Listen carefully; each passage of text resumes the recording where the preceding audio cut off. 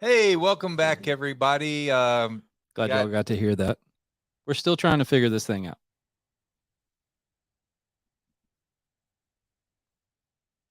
You frozen, man? Sorry. Yes, thank you, thank you. Oh, Got Dan T over here on my left, the host. Again, my name's Zach Shu, the other the other host. host.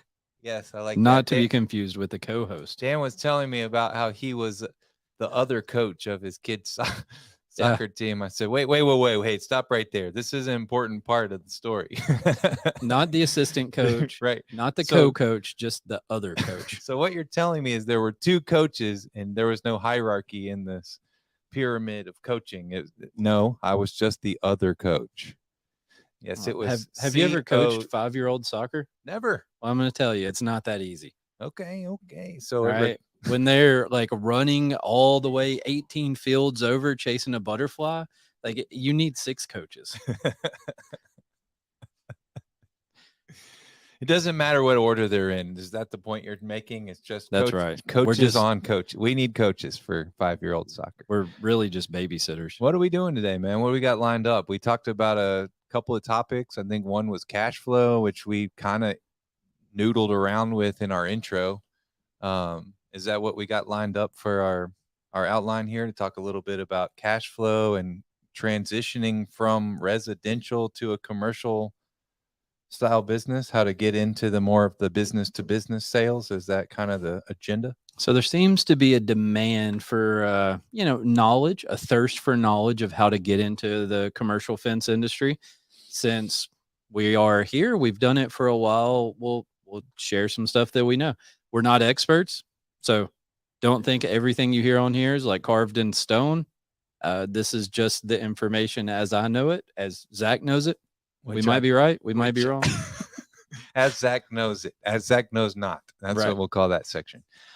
So just curiosity, when do you have any idea when Memphis Fence started like their first commercial fence job? Like, has that been since? Obviously the business has been here, we've talked about, since like 1970, 71, right? 71. Yeah. Okay, so 71, and been operating. But when, do we have any idea like when the I got commercial busted. what when the commercial fence, when that became like your target market? Yeah, it was right. No, I have no idea. Okay, well, there we go. Before I was born. How about Okay, that? cool. So I've heard stories a lot that the only reason Memphis Fence ever started doing residential was because superintendents and project managers, people like that from commercial companies we were working for, wanted fence at their house. Mm. And so I think it's kind of the inverse. I think we started in the commercial world, got in residential just to service the people that we were already doing business with. And then, we already talked about how we got out of residential, but Sure. I think that's how we got there. Okay, cool. Again, we don't really know much. So, all right. You got anything else? That's it. We're not live. That's one of my questions here.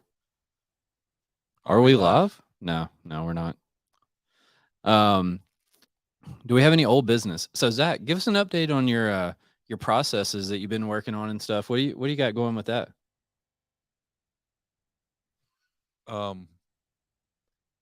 Yeah, I decided not to.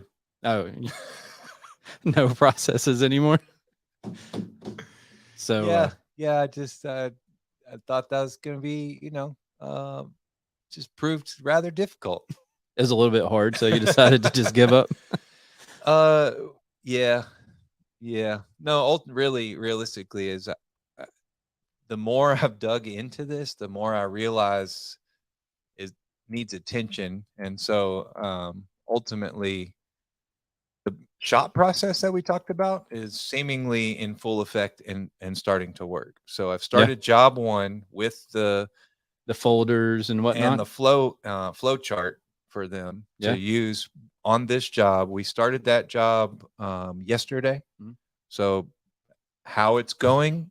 So you're a whole day into it. Yeah. So today is day 2. We did get rained out midday, which is something that happens, which was obviously not in the flow chart. Right. You missed that. But I think as far as having that designated, it seems like we're going. The folders are working. Did you not ask our resident weatherman? I did. Actually, he was not here, Oh, that's right. which also He happens. wasn't here today. Speaking of, No wonder we didn't know it was going to rain. Our weatherman took the day off. Hey, right. So that seems to be working. The other stuff, I don't know that we really talked much about the other things I'm doing, like internally as far as organizational structure. hey, Ilaria, We just kind of talked about does doing the. does the video look terrible for you? Looks fine. Okay, so we're not like freezing mid sentence and all. Okay, cool. Because it is on mine. So Yeah, super laggy over here. yeah. All right. Sorry. Carry on. Enter the lag zone. So we're on day 2 of this kind of folder thing. If you missed it last time, basically what Zach's got going, he's got. You can like jump in and correct me anywhere that I sound like an idiot, but he's got like a folder that goes in. idiot. Just kidding. So he's got a folder that goes in the shop. That's one color. He's got a shoulder for the installers. That's another. A folder for the installers. That's another color. Sometimes they require shoulder too. Right. You know, He's got it's one. gonna be okay, one for the man. powder. You can do it.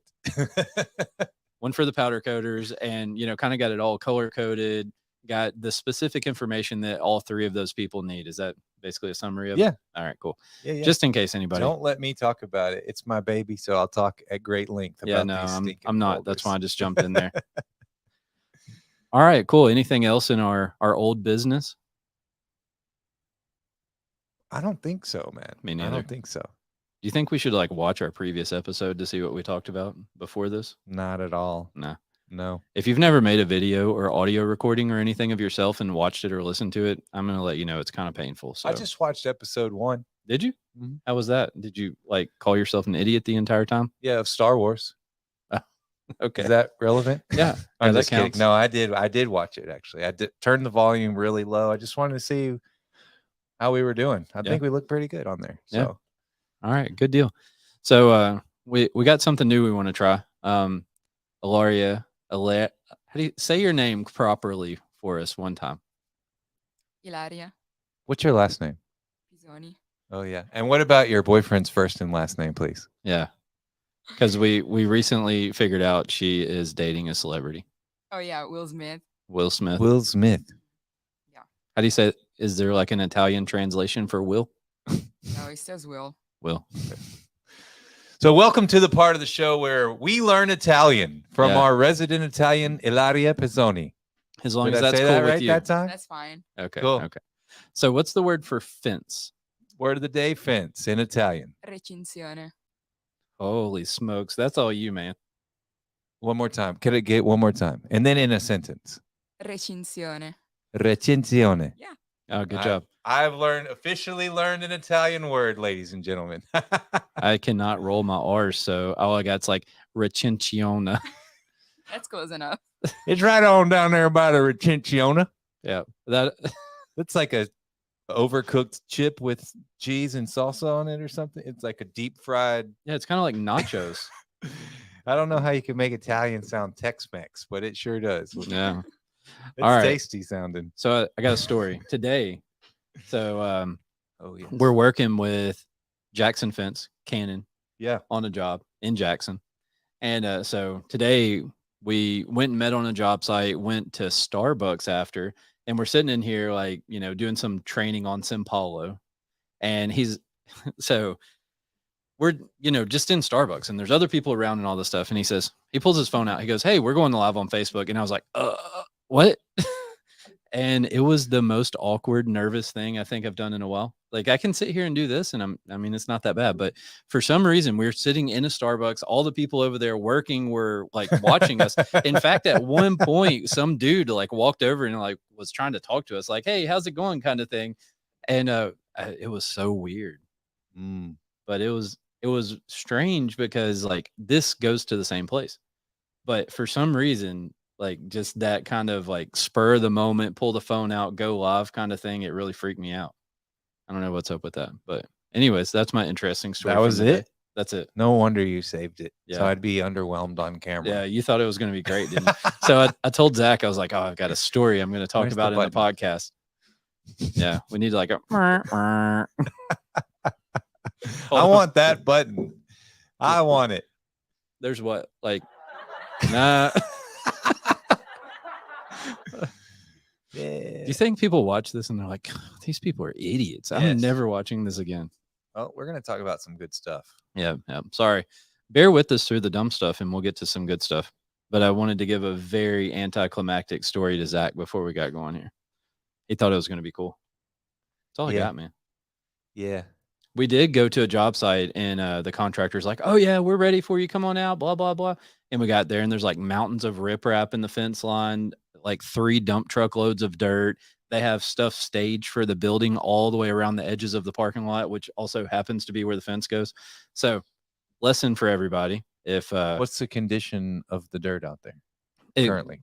I mean, it kind of looks like a roller coaster like this. So not even partial grade, No binder, nothing, curbs laid out. Oh, there's some asphalt, but the asphalt kind of just ends in places and there's no curb behind it.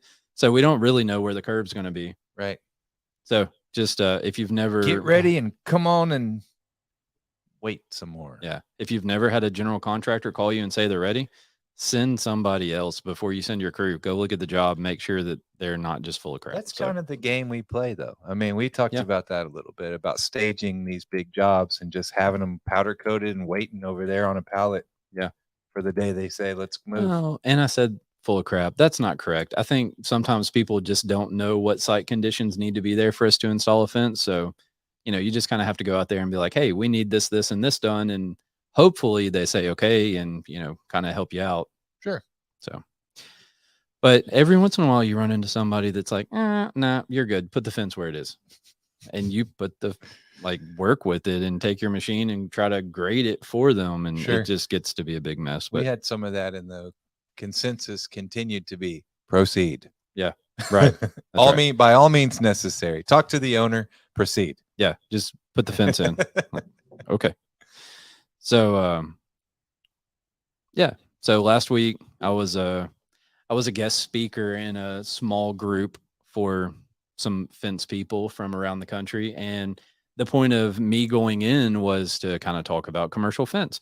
And basically what I did was I sat down about an hour before I was supposed to be in there. And I was like, hey, I got some stuff I want to make sure I talk about. I'm going to go ahead and I'm going to jot it down. Oh, and if any of you are here, thanks for listening. I want to jot it down. And so I started writing, and man, I had like 5 or 6 pages worth of notes. And the only reason I stopped writing was because we ran out of time. And so I think this podcast seems to be like, we knew we were going to talk about commercial fence. So, I've got my notebook right here with that stuff in it. And I mean, at least for the foreseeable future, we'll just kind of be covering, I guess, commercial fence 101. What do you think about that? Sure. Okay. So 2 types of commercial fence in the world. We do both. There is like business to business type of stuff where someone in town calls us and says, hey, I've got a fence. It's been damaged. I want to fence around my parking lot, whatever. And someone just directly hires us to come do some fence work for us. For them, they don't hire us to do work for us. Sorry. And the other type is, sorry, it snuck up on me. So the other type is like working for general contractors. And I mean, honestly, the business to business stuff is pretty easy. It doesn't have quite as much like administrative burden and, warnings, I guess I can say, that go along with it as the general contractor stuff. So the majority of what we're going to talk about will be like in that general contractor kind of world. So I guess, construction commercial. I don't know. I don't know how to My favorite thing that. about business to business is we often get the freedom to designate or help the customer decide what their needs are. Yeah. Which we're not spec a specific product, and we're kind of like, why are we even doing this type of fence? Well, and also, a lot of the general contractor kind of stuff is just like publicly put out there. And right. I mean, you might have 27 different people bid on one job. That's a bit exaggerated, but like you have a bunch of fence companies bid it, as where if a business needs a fence, they might only call 1, 2, 3, they're not going to call 20 people to come out and look at it. Sure. Normally. So you also kind of have a little bit better chance. And also I think that your service can really shine a lot more in the business to business as where in the general contractor world, like I would say that most of that is heavily dictated by the price that you put on your proposal, more so than the service that you can provide. Right. You don't really get much of that like one-on-one kind of like sales opportunity either in that world. So kind of pros and cons to both. It takes a little bit of everything to survive. So, but anyways, so let's see. Yeah. So the title of this episode is Cash is King. So I guess we should talk about cash some, right? Yeah. Is that what's on the agenda? Okay. All right. So, hey, speaking of cash, within the last week, we've had some crazy stuff happen. My wife, oh yes, my wife was checking our regular operating checking account one day, and she noticed there's like a dozen checks that were all pending on there, all for like, kind of close to the same number. So come to find out, someone had printed a bunch of checks with our information on it and just wrote them all to a bunch of people, and they went to like a convenience store and cashed them. And it was a little bit over $20,000 on 12 different checks that they had gone and just started cashing. So of course we had to go through the bank, file police reports, do all this fraud kind of stuff. And now every day our bank sends us all of the transactions. Day one, we learned a lesson that we have to respond by 1:30 for it to be approved, because every transaction on day one was declined. mm-hmm. And what was really fun is one of those transactions was for our payroll taxes. So we had a charge to the IRS that was declined. So that's always exciting. But yeah, we are just kind of working through that. Then when we kind of like halfway get a handle on that, American Express calls me and they say, hey, we want to verify some charges that are on your credit card. Well, sure enough, they were fraud charges too. So both our checking account and our credit card got hit all within a week of each other. So that's pretty crazy. No real lesson there. Just it happens, I guess. Speaking of cash, Yeah. talking about money. It really sucks when you need cash to like pay payroll and pay your bills, and somebody just tries to steal it from you. But anyways, so if you want to get into the general contractor world, you're going to need some money, right? Yes. You're going to need some cash reserves, right? Or a line of credit, or, if things get like tough, you might go take a truck that you've got paid off and like get a loan against it, or leverage your home or something like that. Yeah. Whatever you got to do, have some stuff that you can sell. We kind of grazed over that in the intro episode about that and that a lot of these not any of the situations we've been in this year since I've been with the company have we had the opportunity to receive a deposit for material. Yeah. Or anything like that. Yeah, that's right. And so someone asked me the other day about a joint check. Have you ever heard of this? I don't know. Do tell. All right. So I guess I've never personally experienced this, but I guess there is a way, or there are some contractors out there that maybe are willing to do it. But what the person said happened was a contractor wrote a joint check to them and their supplier.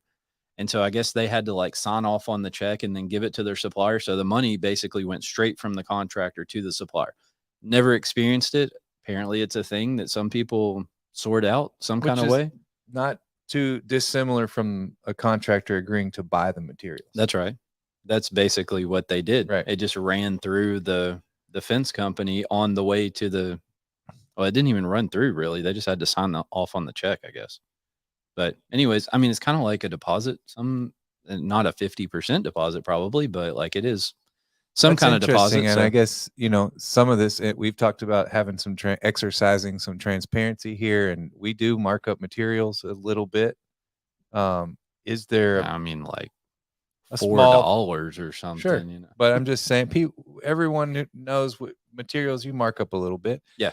In that circumstance, I wonder if that leaves room for that markup for these guys, I think when I'm asked to separate things, I just give them the straight up material cost. So if my material cost is, $9,987, I'll just tell them that. And then whatever markup I put on the material or anything else goes into like my installation side of the breakdown. Sure. That way, if that situation does arise, I'm going to get my markup on the material, but it's going to be later down the road. Because a common thing is to bill for stored materials, right? So when I bill for stored materials, a lot of time I have to give the invoice that our supplier gave us. Nowadays, it seems to be a little more common that I actually have to like show proof that I've already paid for the material, have a waiver signed by my supplier that releases their rights to liens, give them the check stub, give them the invoice, all of that. So I'd rather just be honest on the front end instead of get caught in a lie on the back end. Right. Sure. So, Well, and that having to prove that you've already paid means you've ordered material, received material. It's gone past the time, whatever credit terms you have with your supplier. right. Now you're paying. So this really is, we're knocking on the door of what this cash flow really does for a business. Yep. Yep. So you order material, you got terms with your supplier, 30-day, 45, 60, whatever you have. So that has lapsed. Right. Now you've paid. Right. Okay. So if you pay on August the 1st, well, you get to submit a bill for stored materials on August 25th. And then you'll get a check 45, 60 days, something like that down the road. So, hey, I was going to tell you, I heard something on a podcast today. Okay. This guy says, if you don't ever lie, you don't have to remember what you said. Right. So don't, you don't have to like go back and be like, oh crap, how much did I tell him that material was? I mean, just tell him. And I've never really been called out on anything where it was like, oh, your material's only this and you're charging this much for the install, or, anything like that. Or I can buy that material cheaper somewhere else. Like in one circumstance, I just told the contractor I'm marking it up this much. They said, okay. Yeah. Because that's a normal thing. It's Yeah. not an abnormal thing. And we incur cost in handling and storage. So right. it makes sense. And It's I mean, money has a cost to it, using money. Sure. So, all right. We need some comic relief. I feel like I'm going to take a nap over here and I'm not even listening. Yeah. There we go. Oh. What do you got? You got any? Hey, tell your muffin story. Oh no. That story. Yeah. Lay it on us. Let the world hear the great muffin story. This is cold, dark, August morning. Sunny. Yeah. Cold in August. In sunny southwestern Tennessee. Tennessee. Wow. Did you hear that Tennessee just came on out there? Yeah. I'm like, hi, I'm Zach Shue from Tennessee. That's how you're supposed to say it. And I was cooking breakfast for the family, the wife and the kids. How does this story go? Remind me. I had so only one kid was awake. Right. So I'm down. Did I come down the stairs? Or was I already cooking breakfast? No, you were already cooking breakfast. I was already cooking breakfast. This is terrible. So this actually was a story I told Zach, and he said he was going to tell it, but we see how that's going.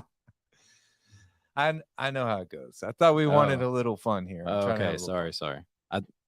No, you tell it. You tell the story. You tell it best. It's your story. Okay, all right. So get up early in the morning, Saturday morning, go down, cook a big breakfast, right? You got eggs and sausage and bacon and, well, maybe for some people you have like kale. I don't know what kind of. Right. My favorite part of the first telling was it was protein and meat and meat and meat and protein. It was a well-rounded breakfast. Yeah. And then I put some syrup on it. Yeah. Okay. So we made some biscuits too. How about that? And we had a fruit bowl. Yeah, is that better? Thank you. Smoothie? Yes, I don't know what you want in there. Thank you. All right. So made all this breakfast. So kid number one gets up, comes in there, eats breakfast, right? Sits down, enjoys all of this like hard work, handmade kind of breakfast. And then about 30 minutes later, kid number two gets up, comes in the kitchen and says, I want some muffins. Right. So, all right, get some muffins, whatever. So kid number two goes over and gets some muffins. And man, kid number one comes unglued because kid number two got muffins. The one who just enjoyed the giant home cooked Southern breakfast. Protein breakfast. Yeah. Grapes. Right. Breakfast. Right. Yes. Spinach. We sprinkled some of those. What are them little chopped onions? Chives or something? Yeah, chives. Yeah, we sprinkled some of that on it to have something green. Cool. Yeah. So kid number one that had like a real breakfast. Wait. I'm such a stickler in the kitchen or at dinner time with our kids. I have to have a green vegetable. So in this meal, all three meals of the day. Yeah, every time I'm Okay. so weird about it, and it's a kind of a joke between me and the kids. They're just like, what green vegetables Dad gonna make us eat? Mm. We're so tired of broccoli and green beans and asparagus, and we're running out of green vegetables. But I'm gonna force feed them a green vegetable next to their meal. Hold on.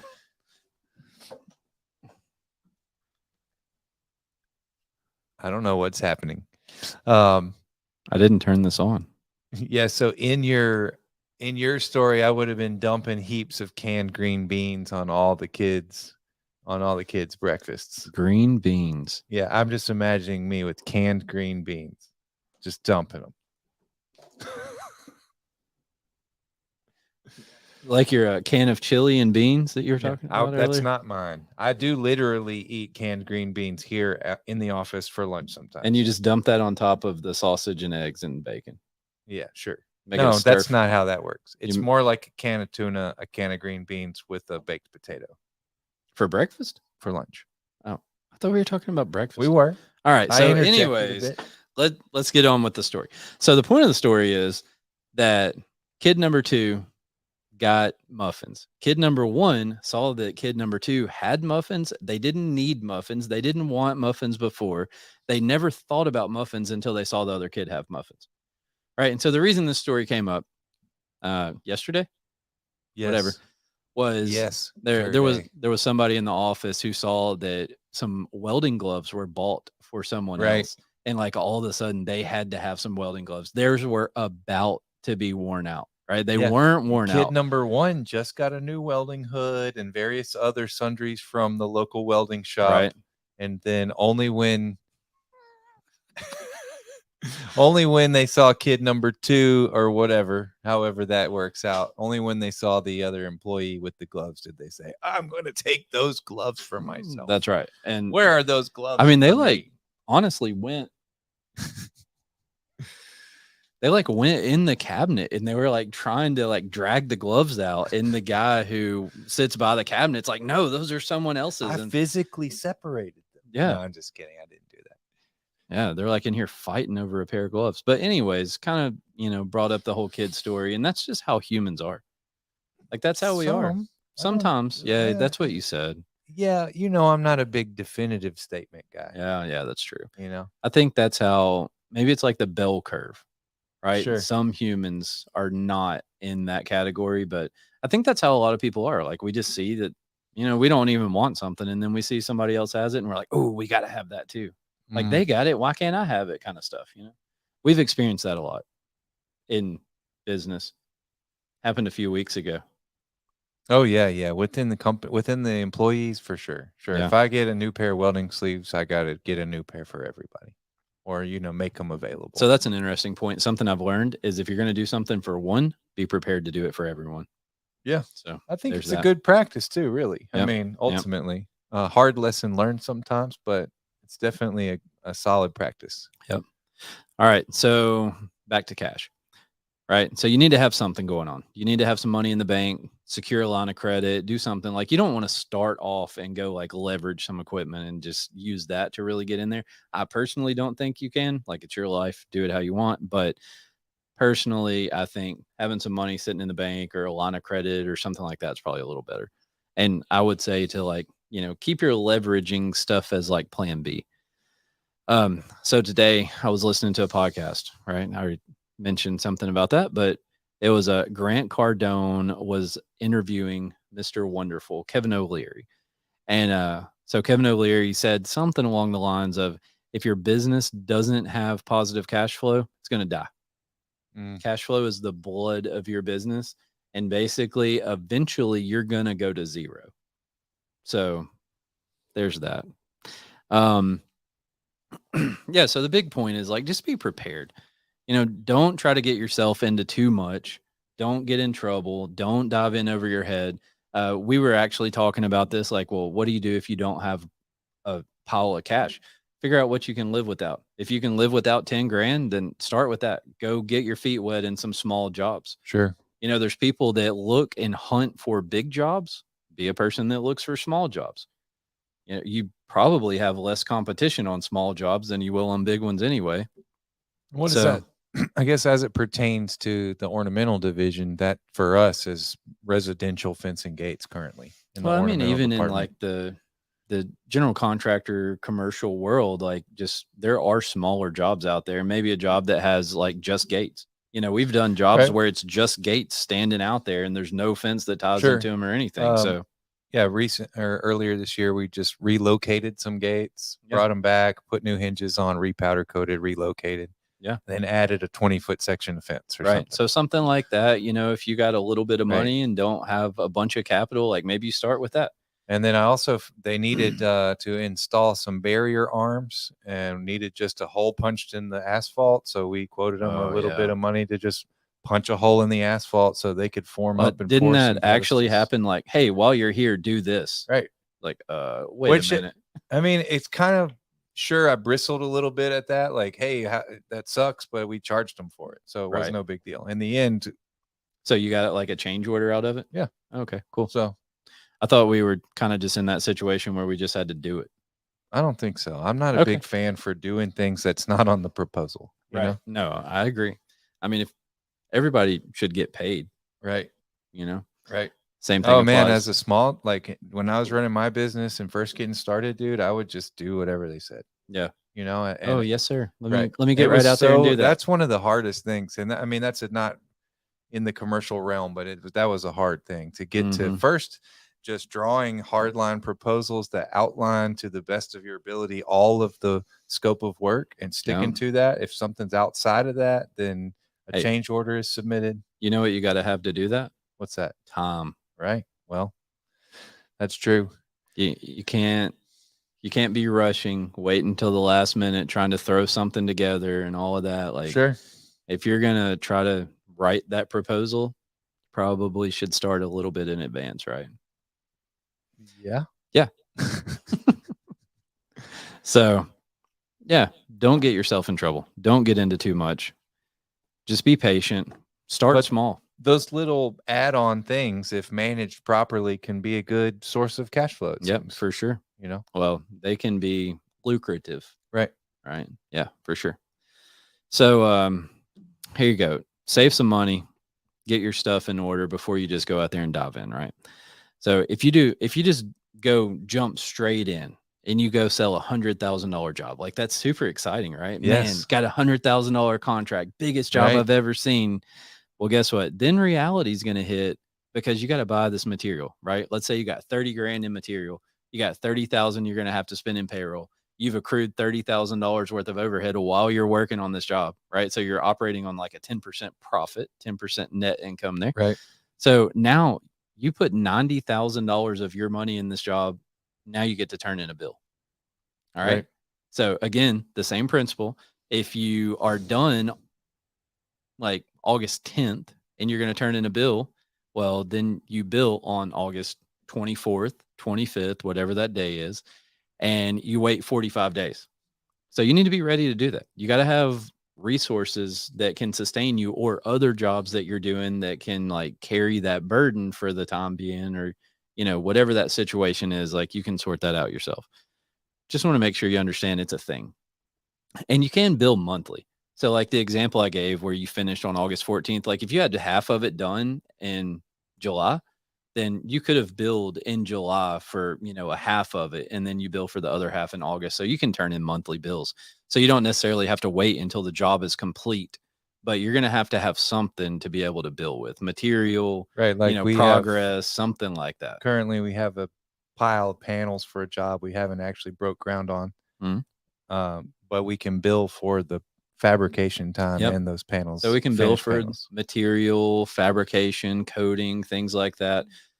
Sometimes it gets a little hairy doing that. Sometimes like owners don't want to pay for stored materials. Sometimes general contractors don't want to mess with it.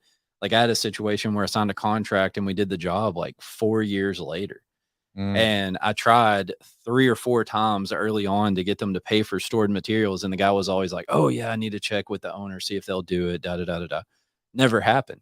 So when they finally came back to us and they're like, hey, we're getting close to being ready for you to do the fence. I was like, all right, well, you're going to have to come up with an additional X amount of money because that's how much more that material costs now. And by having documentation showing that I tried to do the stored material stuff and all that, the new guy that I was talking to was like, you know what? Yep, we screwed up. You're right. We're going to send you a change order for the additional cost. And I mean, that one worked out, but Right.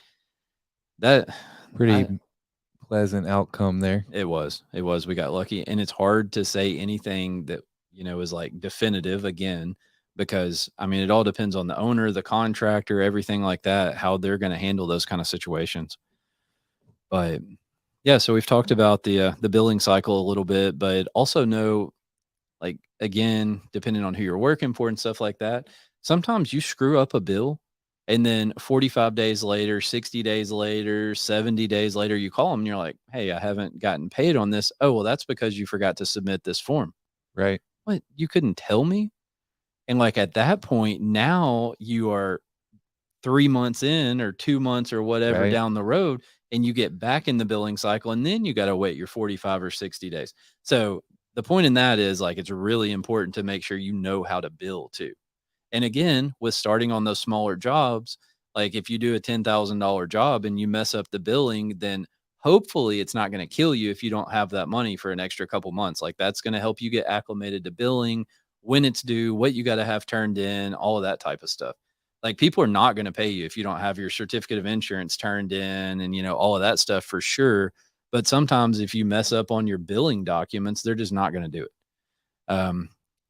Again, it's situational. Some people will let you know, like, hey, you screwed this up. You need to do something to it to fix it or whatever. But some of them just don't say anything. So I would make a mental note of those people that don't say anything, and just, maybe next time you don't want to work with them. Like you don't have to bid everybody on every job. So Right. That's another lesson learned too. When you're Yeah. eager to get your business going, you want to bid and work for everybody. And then over time, you kind of realize the people that, you develop a working relationship with and kind of have a preference of sorts for who to deal with and what jobs kind of go well in that respect. Yep.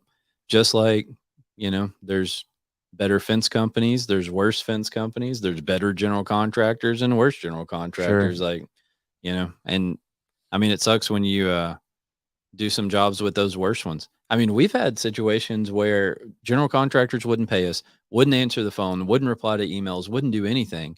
And we reached out to an owner. One time I can remember, reached out to the owner on the project. It was for a local municipality here. And we found the project manager that was handling the job. And he's like, oh, yeah, we paid that out like 3 months ago. Like, well, really? Because we haven't gotten paid. I don't know the answer to this, but there's like some stuff out there that if the contractor doesn't pay you, I think the money is supposed to go into an escrow account, that something like that. So contractors can get in trouble. There was a situation in Tennessee back a couple years ago where a guy filed a lawsuit against a general contractor and was awarded a pretty decent sum of money because they didn't like do that whole escrow thing and everything like they were supposed to, wouldn't pay him for no apparent reason, But anyways, yeah, so we talked to the owner, talked to like the project manager that was representing the owner on that job. And I mean, within like 30 minutes, the guy that owned the general contractor company was on the phone with a credit card. And this dude was livid. But I mean, I was like, look, you gave us no choice. What are we supposed to do, man? We've been trying for 3 months to get in touch with you. Nobody will return a phone call. Nobody will return an email. The job is done. Like, what do you think we're going to do? So crazy things like that happen sometimes. That's pretty rare. Right. Most of the time people do. And good. likely it's a case of like internally there was just some disorganization where he was unaware that you hadn't been paid. Yep. That happens. And I mean, there's times where like the bill just got sent to the wrong person. Sure. There's a lot of situations out there like that are not anyone's fault. Just things happen. Right. So anyways, the moral of all that, just make sure your ducks are in a row. Don't dive in over your head, and be aware that cash flow stuff can be a little bit weird, right? With these general contractor kind of jobs. You wouldn't suggest quitting your job, taking your vacation pay, and starting a business on $2,000. No, I probably would not suggest that. Right. I should have asked. Oh, wait, no, we talked the weed eater business. Oh, right. Right. There are those models. Yeah, if you got a car or a truck and like you want to take your weed eater and stick it in the trunk, then I mean, Right. as long as you don't have to like pay a mortgage or eat for in the Right, we very talked about foreseeable that, future, and you that might be okay. right, this word overhead that escapes that whole business Yeah. model. Yeah, there's no overhead in there. So you got a stockpile of weed eater fuel and string and everything, and Sure. can get you by for a little bit. Have But each customer buy the gas for you before you start each job. there you go. There's your deposit. Right. Like, yeah, need a I'm gonna 50% deposit. need y'all to keep a 5-gallon can of mixed gasoline on the property, and I'll do the job for $20. Right. And don't forget the weed eater string. You've stocked the weed eater too. Yeah. Actually, I'm gonna use your weed eater. I doubt anybody listening to this is aspiring to go into the weed eater business. So no, you should not quit your job, take your vacation check, and think you're going to go work for general contractors. Right. For sure. Right. Could you pull it off going and working in some people's backyards? Maybe. It's a possibility.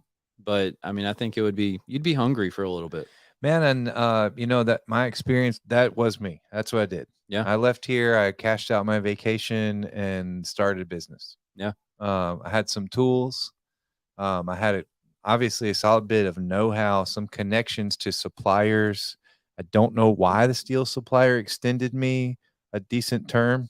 I have no idea. They just because they knew who you were. Because I'd been doing, it was a local business that was also, they started pretty small here in Memphis, and I had been buying steel from them at the company before this and this company, so I had a contact there, and they just on a whim, gave me a line of credit. That's cool. So and so then that, just that definitely helps, right? So that's part of what we're talking about, but also kind of lucked out getting in with some general contractors who were just willing to give me a shot. Yeah. Did you ever work any of those kind of like joint check deals or not at all deposits or anything? The one thing is like I said, I had a contractor offer to buy the material. Yeah. But what I had to do was order the material, give proof of receipt of the material, and then submit the invoice for the material to them. Did you have to insure it? No. Really? No insurance. No. We had nothing more than just extending our typical insurance umbrella. Yeah. Basically. So we'll talk more about that on another show. But yeah. When we bill for stored materials, we have to have insurance coverage. It's called like property of others or something like that. So we have to have that policy has to be large enough to cover whatever material we're billing for. Right. So if we're billing $10,000 worth of material, like we got to have $10,000 worth of insurance coverage and provide proof of that insurance. So if somebody breaks in and steals it, you can't be like, hey, your material got stolen. Sucks to be you. Sure. Right. You got to have coverage for it. So I will say along those same lines, smaller local, and I don't know who the general contractor was in that situation, but I would say generally smaller local contractors are a little bit easier to work with too. Right. So actually I don't even want to share that. Okay. Yeah. That'll be for a later day. Put a pin in that. Yeah. Yeah.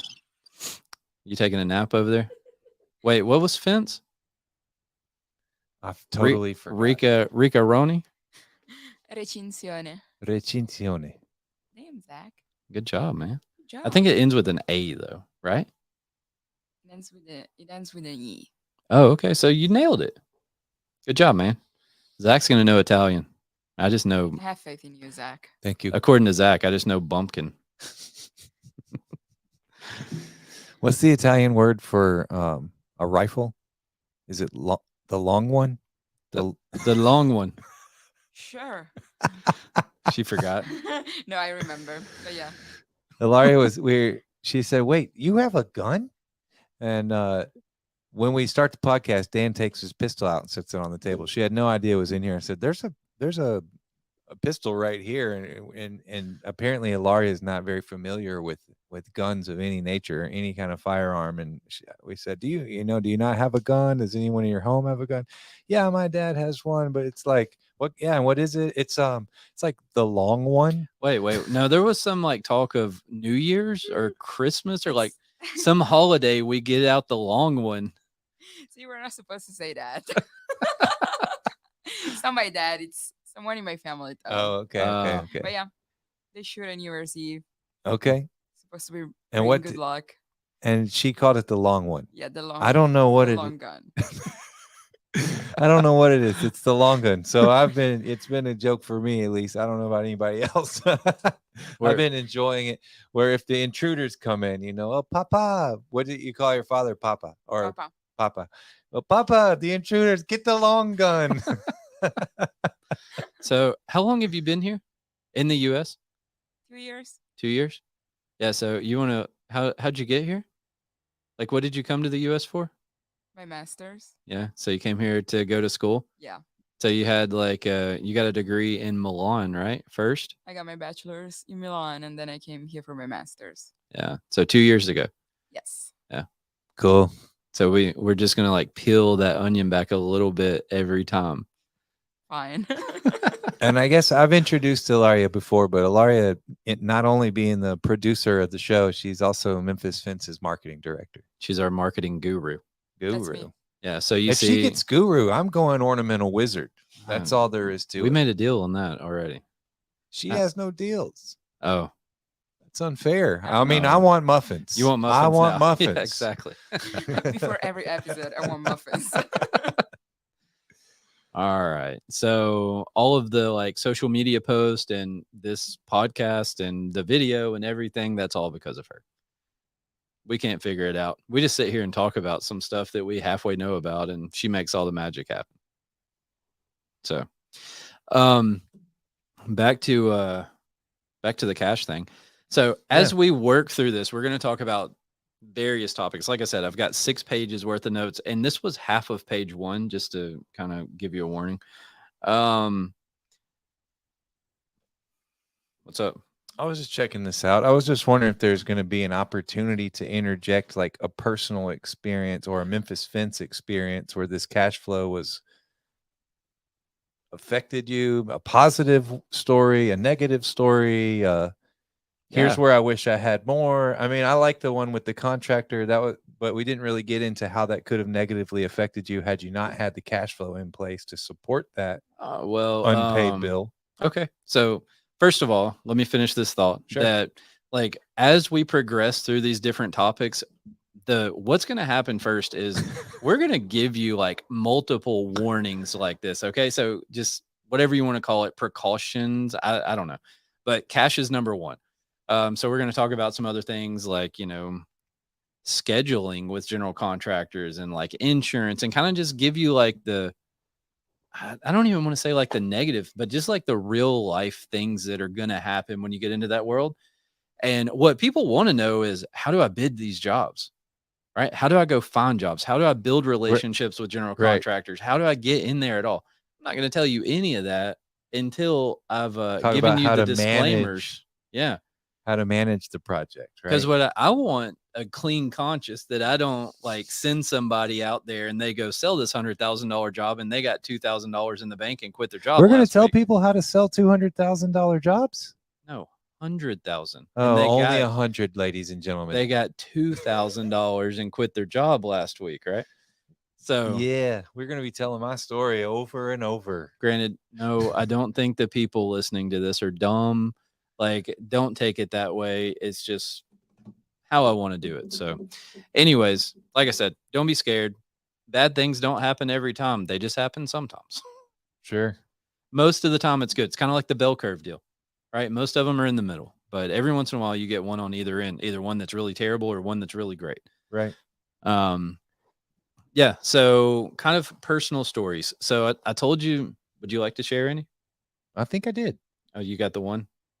For now. Yeah. Okay. You don't want to talk about like how that worked out? I have to be full disclosure. Zach Shue has very minimal experience in this. Dan, you've been doing it for 15 years.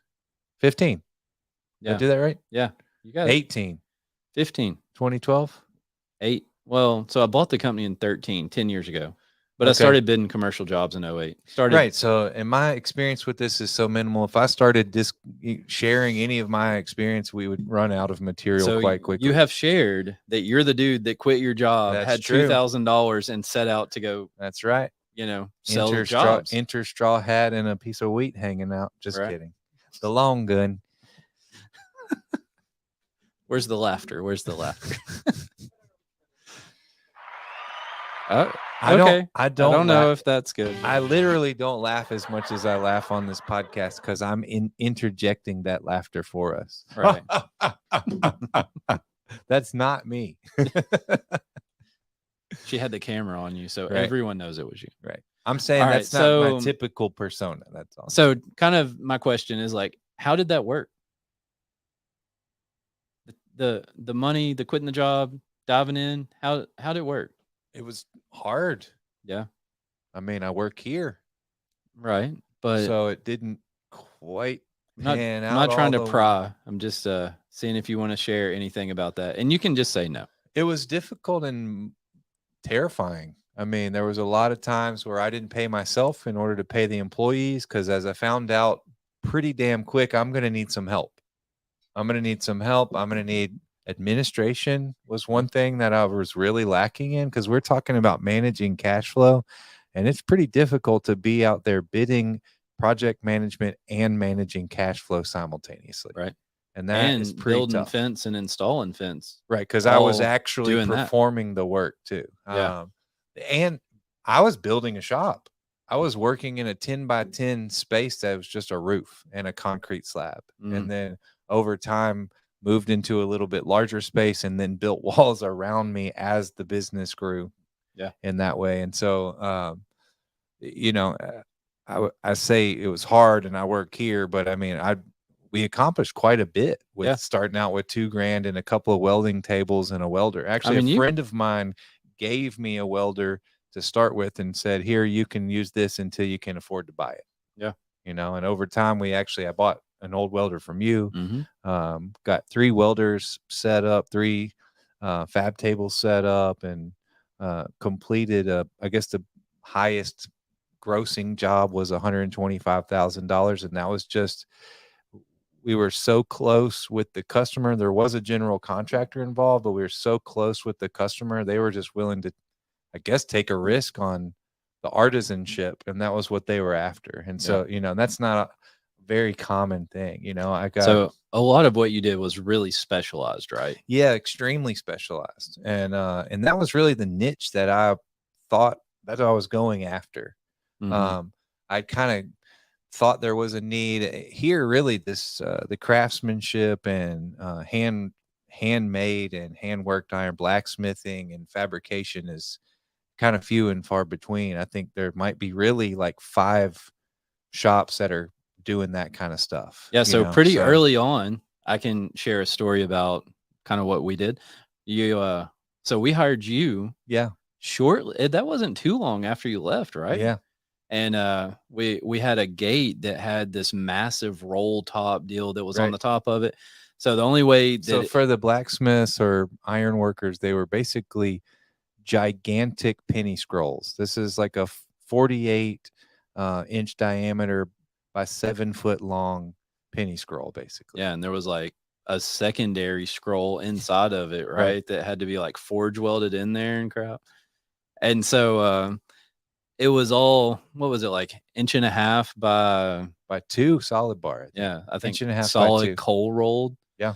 And so we brought it to you or you came and got it and like ran it Mhm. through a forge and like hand Yeah, I did built everything. I built the forge large enough to be able to do the work. Yeah. So that was insane. So that was a part of, speaking of cash flow, that was a cost of the job that, as a new to this whole thing and bidding these things, I think I told you it was going to take me like 4 hours Yeah.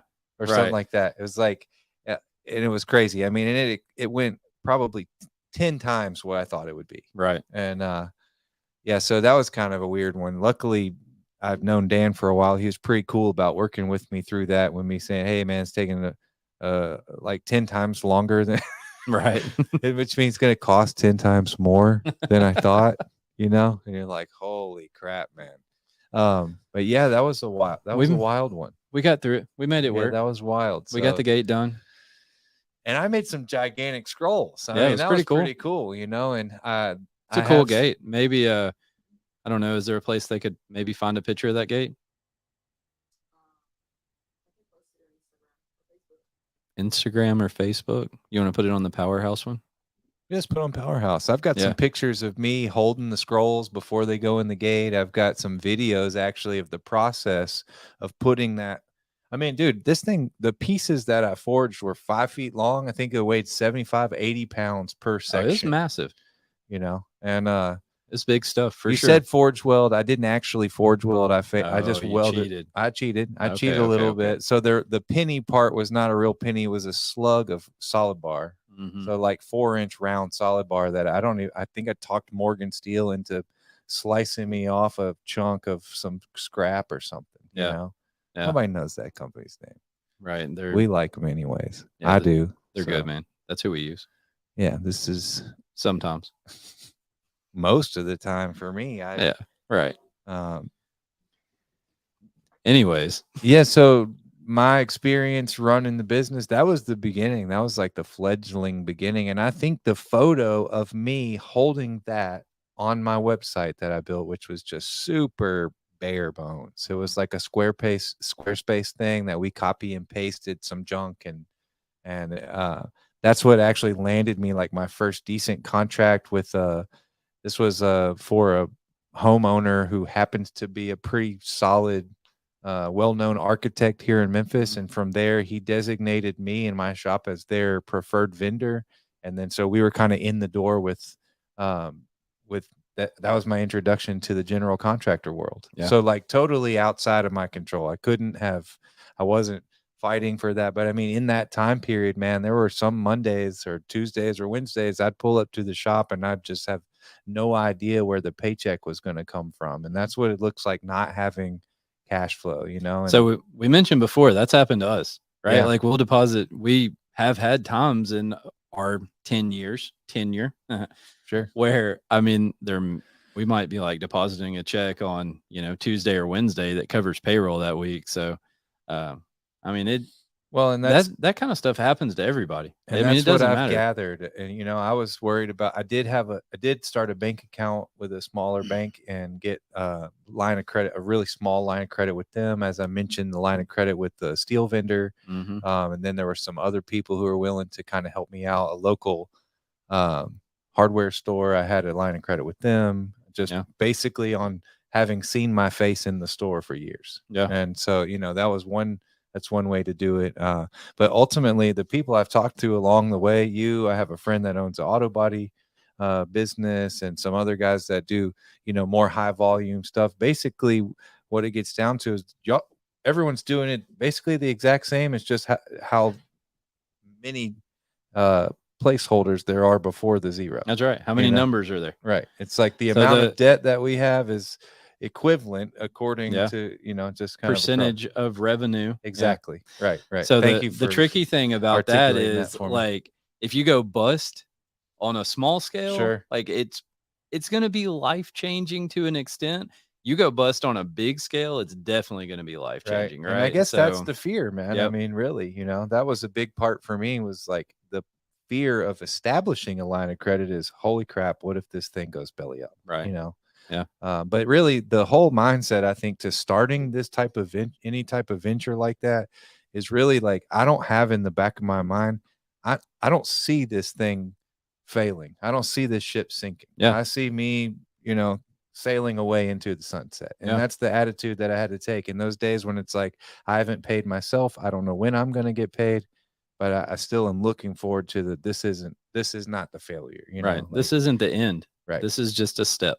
Right. And so the biggest piece of advice I got in that whole time period, like the fear around the money and that financial insecurity, was to man my post. Yeah.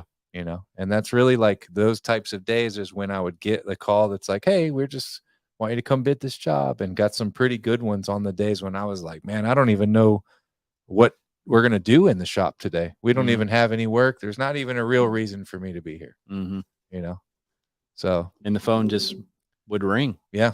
That's cool. Yeah. That's cool. So, I mean, and I'm not saying I would just sit on the couch and cry. I mean, I was calling people. I was constantly using social media and creating flyers and sending emails, and all but short of knocking on the doors of these contracting firms. So I think the summary of all that is it takes work. Yeah. You can't just sit back and wait for something to happen. You got to go get it. Sure. Yeah. I mean, I can put in a lot of work, but still, I'm not responsible for the outcome, but I definitely can show up and at least man my post. Yeah. At least be next to the phone when it rings. Do what you can do. Right. Yeah, for sure. For sure. There's so many ways to say that life principle, Right. So, yeah. So, I don't know. What's a good story for me to tell? I shared the one with the credit card stuff. you were trying to use me to buy some time. No, I was just seeing if you wanted to share anything. I don't know. Okay, I'm just picking on you. Just don't- roll with it. I don't know how much of your life you want to share on here with the I don't world. mind. So, I really don't mind. but we're nearing an hour in length. we're an hour and 40 seconds, right? No one's listening anymore anyway. That's not why we're doing this. That's not true. Yeah, That's not you're why right. we're doing You're right. this. I don't really have any stories. I mean, the credit card one is pretty good. We've definitely, there's been a lot of situations that I've shared where, we forgot to turn in this form and we found out 2 months later, like, yeah, that's happened to me.